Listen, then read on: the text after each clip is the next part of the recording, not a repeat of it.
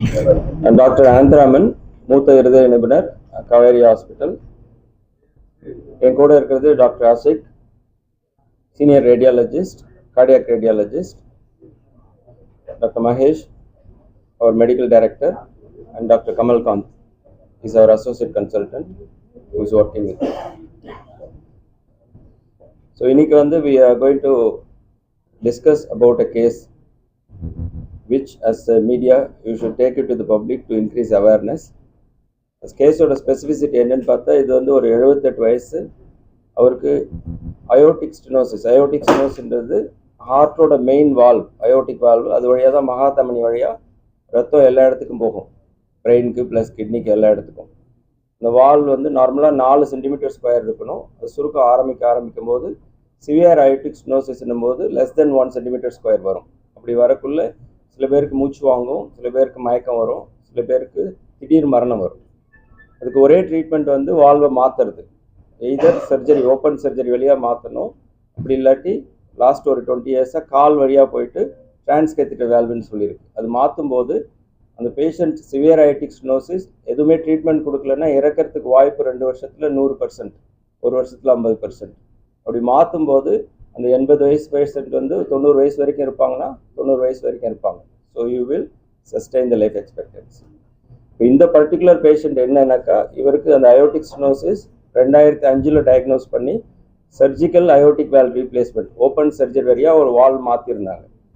இந்த வால்வ் வந்து 14 வருஷம் இட் லாஸ்டட். அது when it failed in 2019, அடுத்த சர்ஜரி பண்ணுறது ரிஸ்க் அதிகம்னு சொல்லி கால் வழியாக போயிட்டு டிரான்ஸ்கேத்தட்டர் வால்வ் பொருத்தியிருந்தாங்க.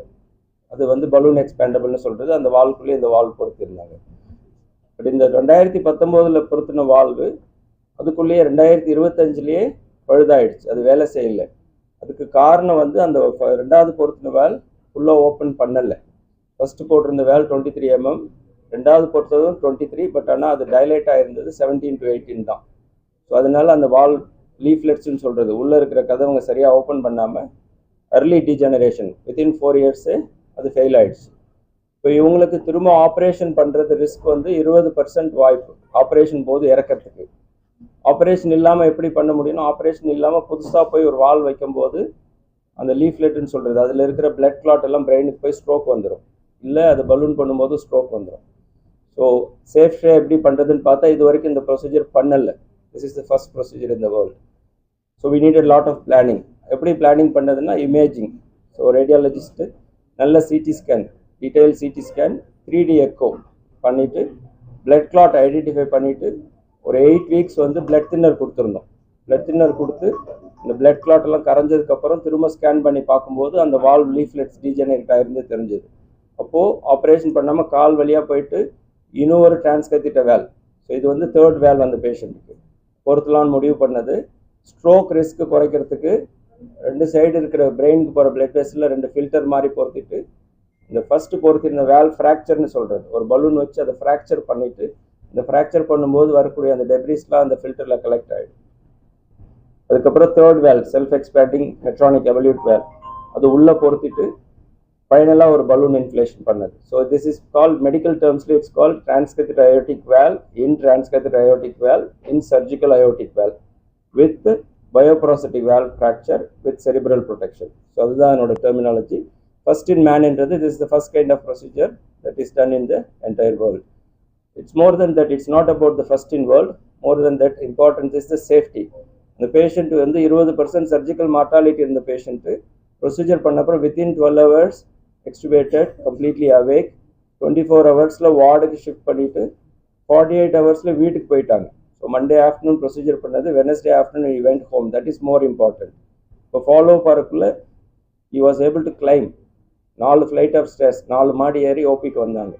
ஸோ மூச்சு விட முடியாமல் இருந்தவங்க இப்போது 4 மாடி ஏறி வர்ற அளவுக்கு இம்ப்ரூவ் ஆகிருக்கு, எக்கோ கம்ப்ளீட்லி நார்மல். ஸோ இந்த மாதிரி ஒரு காம்ப்ளெக்ஸ் ப்ரொசீஜர் சேஃபாக பண்ணுறதுக்கு காரணம் காவேரி ஹாஸ்பிட்டலில் we have the hybrid cath lab. அதில் சர்ஜரியும் பண்ண முடியும் அண்ட் இந்த இன்டர்வென்ஷன் ப்ரொசீஜரும் பண்ண முடியும். That is the first hybrid cath lab in the whole country when it was installed. Second thing, we have a very very good experienced team. That is a structural heart team. Myself, Dr. Sundar, Dr. Manohar, Dr. Srikumar, and also surgical team, Dr. Raghuram sir, senior surgeon, Dr. Anbarasu and Dr. Arun Kumar. Along with that, cardiac radiologist, specific cardiac radiologist, Dr. Asif. So when you have an entire team and vascular surgeon, Dr. Shekhar sir. So when you have a such experienced team with support of the hospital, we are able to provide a safe outcome for such high risk procedures. Without that, it will not be possible. So this is going to happen more and more. And a lot of these patients had transcatheter valve in the last 10 years. We will see நிறைய patients will be coming back with failure of this transcatheter valves. So we should be prepared to do such high risk procedures. So when you do more, then the outcomes will be good as well. So essentially the 78 வயசுல மூணாவது valve and he is absolutely fine. Within 2 days he went home. So last year we have done around more than 100 transcatheter valve procedures in this hospital. அதில் பார்த்தா more than 20 patients were more than 80 years old. 80 வயசுக்கு மேலே இருக்க patients, 20 பேஷண்ட்க்கு மேலே, அதில் 5 patient more than 90 years old. All of them are doing well. That is most important. So it's not about the age. Even the 80 and 90-year-old, the symptom improvement as well as the quality of life is significantly improved. நல்ல significant improve ஆயிருக்கு. இதுக்கு முன்னாடி cost was main issue. இந்த procedure பண்ணணும் அப்படின்னா 2015 நான் first time பண்ணும்போது it was 30 lakhs. இப்போ you can complete the total procedure for 10 to 15 lakhs. Multiple valves available, காஸ்ட்டும் குறைஞ்சிருச்சு, சேஃப்டி இஸ் ஆல்சோ இன்க்ரீஸ்ட்.